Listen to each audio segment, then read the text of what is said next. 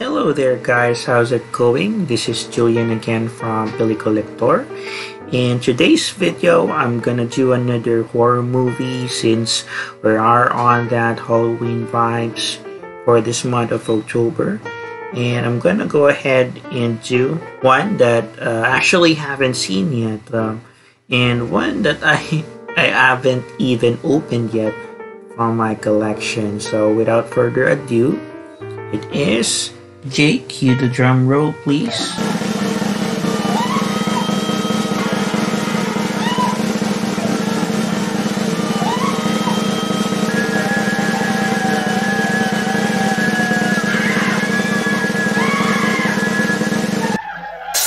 Magandang gabi sa inyong lahat. Now, let me show you the front cover art for this VCD.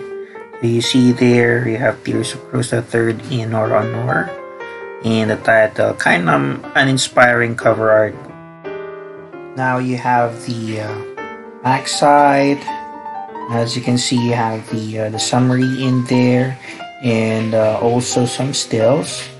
Very interesting looking stills though at the back.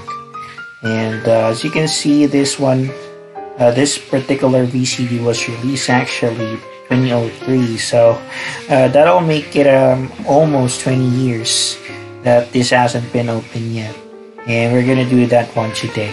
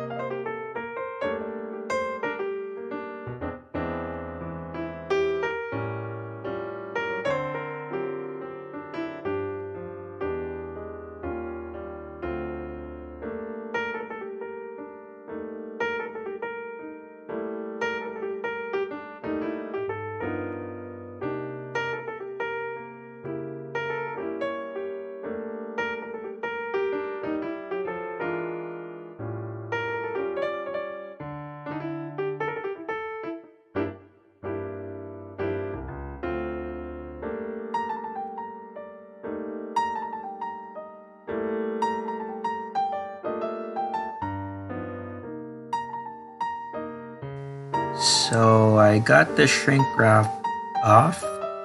Okay, so I finally had it open. You know, for once there, I thought I was never gonna open it. It wasn't really making it easy for me, but finally got it open, and I'm gonna go ahead and give this a spin, and I will be back to share my thoughts. So don't go anywhere, okay?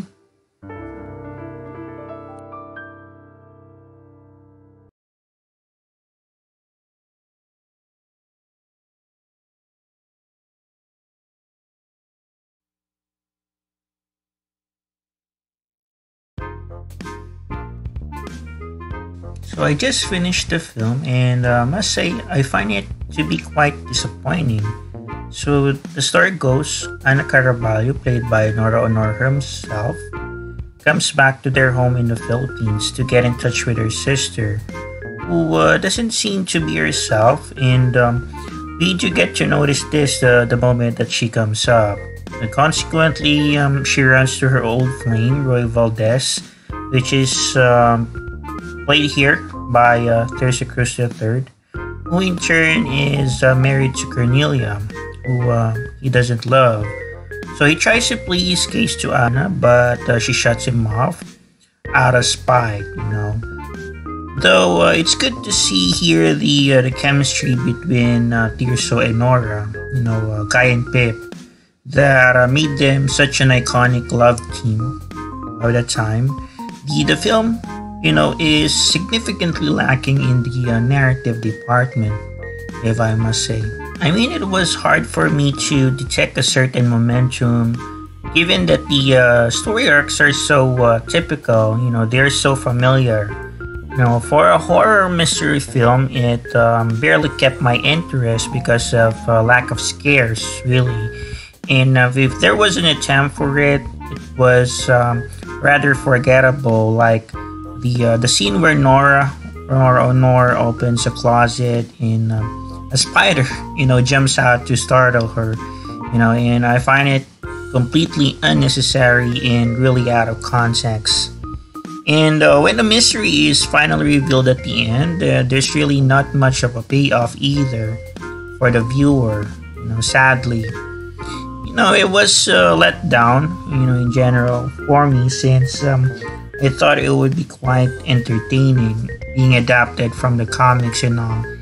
And I was looking for it to be more imaginative and engaging, given that also Orlando Nadres is attached here. It had me expecting it to be more of a crowd pleaser in the league with his other notable works.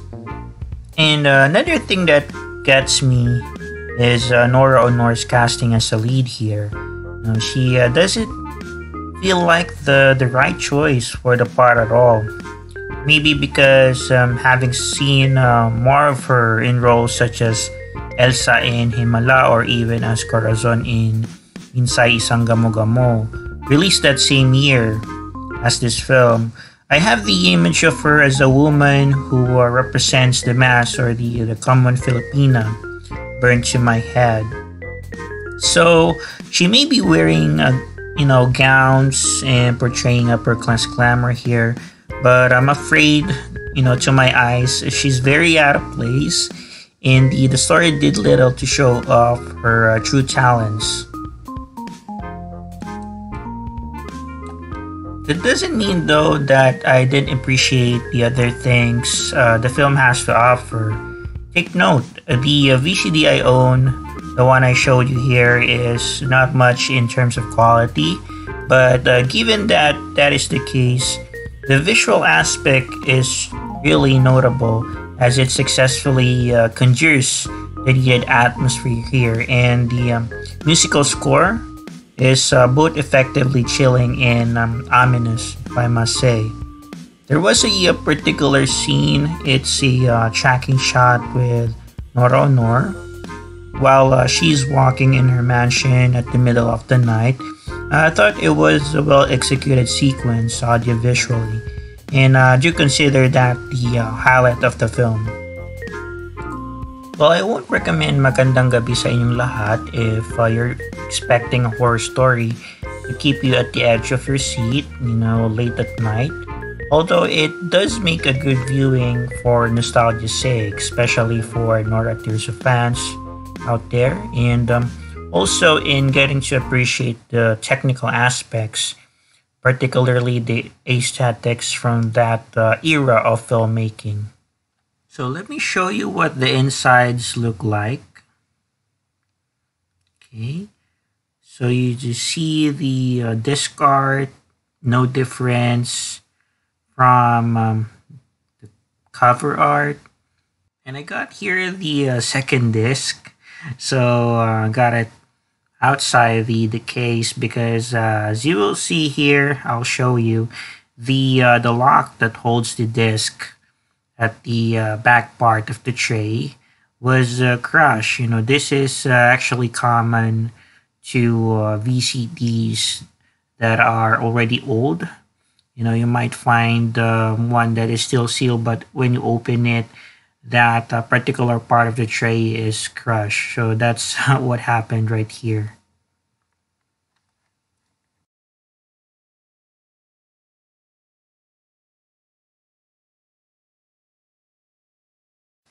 So that's going to be all for today's video. It was really good having you here.